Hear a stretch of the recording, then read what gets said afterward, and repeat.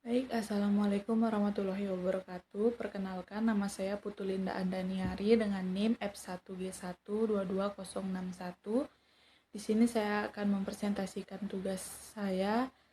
Soal yang pertama itu bagaimana agar dapat mempresentasikan cross reference untuk 3 tabel berikut dalam bentuk RDF skema. Yang dimaksud dari tugas ini itu yaitu mengubah struktur tabel rasional mahasiswa, mata kuliah, dan KRS menjadi format RDF skema.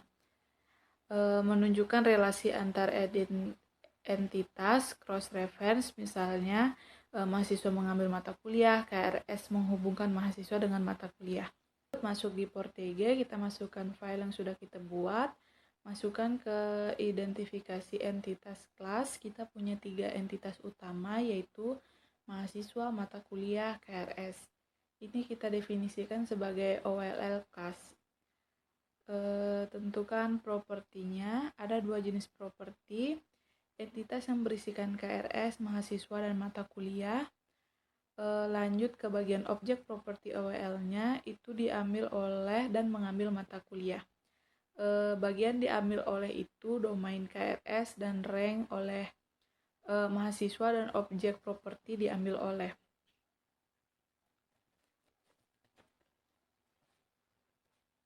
Di bagian diambil oleh ini domain KRS dan rank, mahasiswa, dan objek properti diambil oleh. KRS 1 diambil oleh mahasiswa 1 atas nama Harumi Sasa dan mengambil mata kuliah 1 yaitu jurus terbang. Yang kedua, KRS 2 diambil oleh mahasiswa 2 atas nama Wagina Sisi dan mengambil mata kuliah 2 yaitu jurus mabuk. Dan KRS 3 diambil oleh mahasiswa 3 atas nama Bualisasi mengambil mata kuliah 3 yaitu sapu terbang. Jadi saya membuat RDF skema berdasarkan 3 tabel yaitu mahasiswa, mata kuliah, dan KRS. Masing-masing tabel saya ubah menjadi kelas di dalam entologi. Lalu saya mendefinisikan properti seperti nama, SKS sebagai data properti serta diambil oleh, dan mengambil mata kuliah sebagai objek properti untuk menunjukkan relasi antar kelas.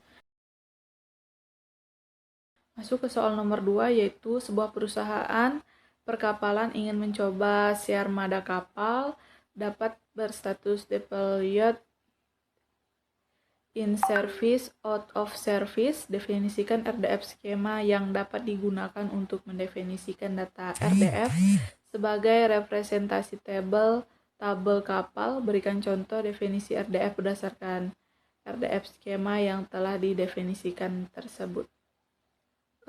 Langsung saja di tab kelas ini saya membuat 2 kelas utama yaitu kapal dan status kapal. Lalu di bagian objek properti saya mendefinisikan relasi memiliki status yang menghubungkan kapal dengan statusnya, yaitu kapal 1 memiliki status out of service, kapal 2 memiliki status in service, dan kapal 3 memiliki status deployed.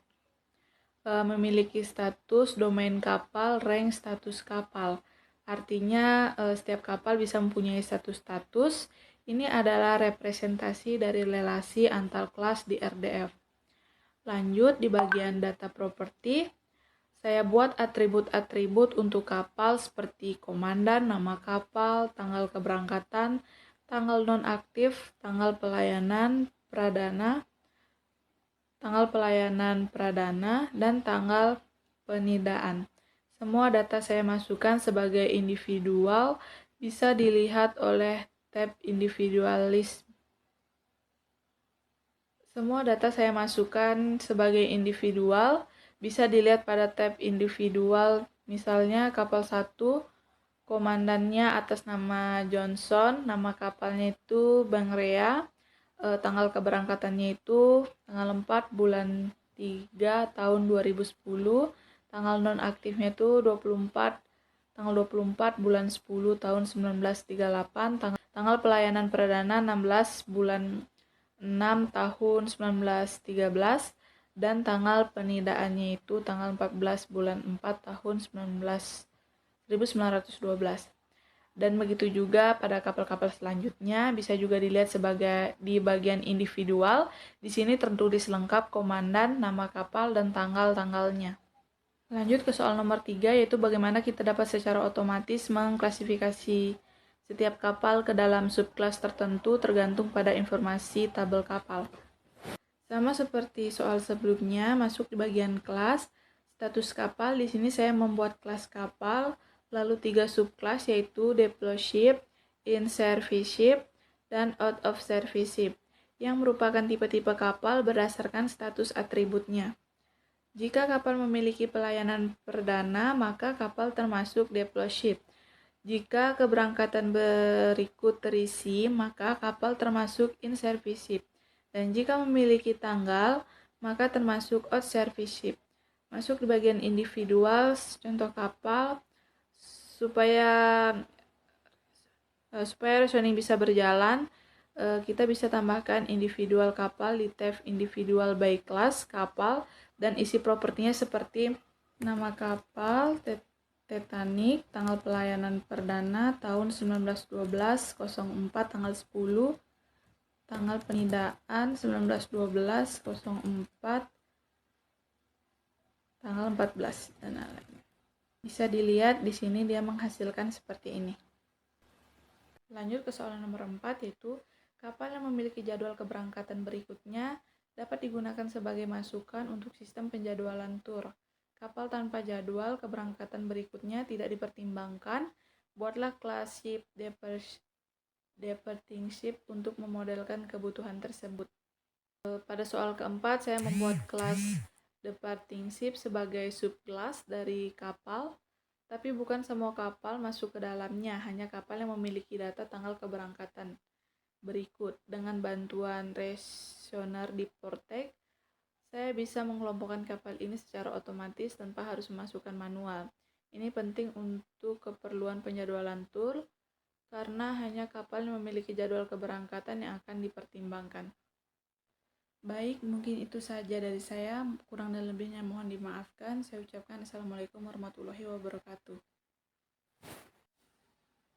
Baik, Assalamualaikum warahmatullahi wabarakatuh. Perkenalkan, nama saya Putu Linda Andaniari dengan NIM F1G1222061. Di sini saya akan mempresentasikan tugas 3. Untuk soal yang pertama itu, jelaskan fungsi dan manfaat apa yang dapat diambil untuk beberapa perintah, describe, ASK, dan construct. Describe itu berfungsi untuk menghasilkan describe RDF tentang suatu resort. Hasil triple RDF yang menggambarkan properti resort tersebut. Contoh penggunaannya yaitu menanyakan informasi lengkap tentang seorang dosen, nama, email, homepage, dan untuk aplikasi yang butuh profil lengkap sesuai entitas. Yang kedua ada ASK, berfungsi mengecek apakah suatu pola ada di dalam data, hasil, jawaban boolean true atau false. Contoh penggunaan memverifikasi data, misalnya apakah dosen X memiliki homepage, dan mengecek keberadaan relasi tertentu sebelum insert.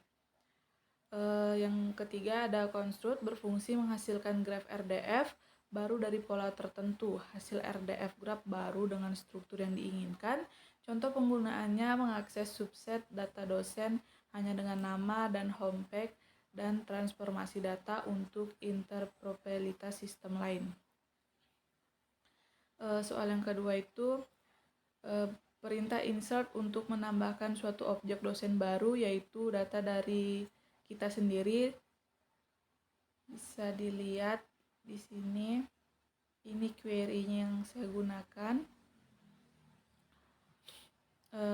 Query ini adalah contoh perintah SPARQL insert data yang digunakan untuk menambahkan data baru ke dalam graf RDF.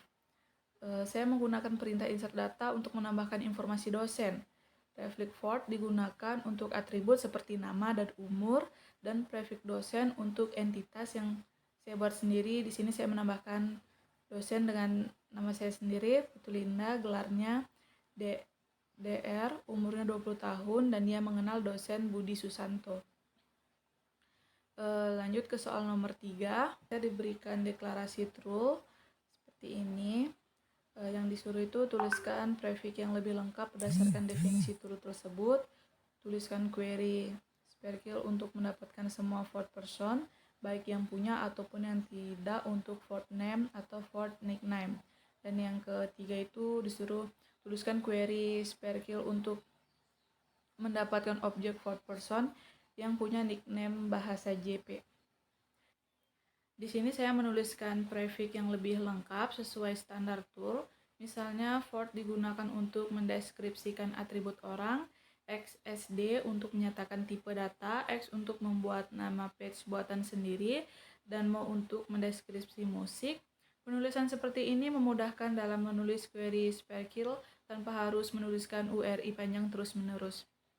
Lanjut, menampilkan semua fourth person baik yang memiliki atau yang tidak memiliki fourth name dan fourth nickname.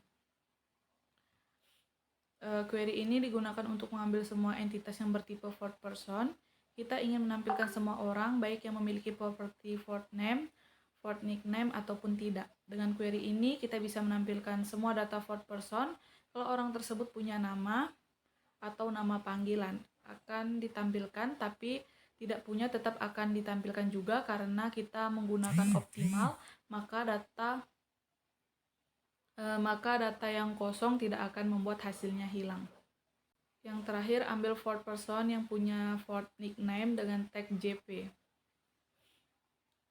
Query ini digunakan untuk menampilkan semua objek fourth person yang memiliki nickname atau panggilan dalam bahasa JP. Kita menggunakan filter lang untuk memiliki nickname yang menggunakan tag bahasa JP. Sekian dari saya, kurang dan lebihnya mohon dimaafkan. Saya ucapkan Assalamualaikum warahmatullahi wabarakatuh.